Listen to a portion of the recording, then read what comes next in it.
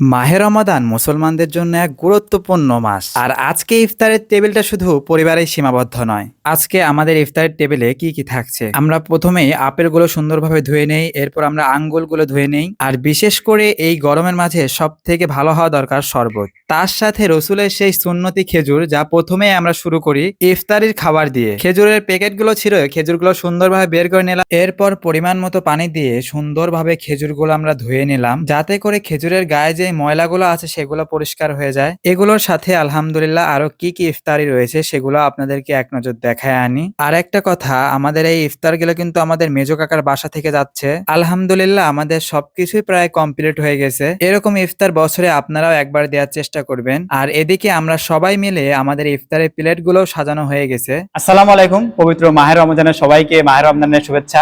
আজকে আমাদের পুরাতন বাসা থেকে আমার মেজো কাকা ইফতার দিচ্ছে, যার কারণে আজকে এত ইফতারের আয়োজন।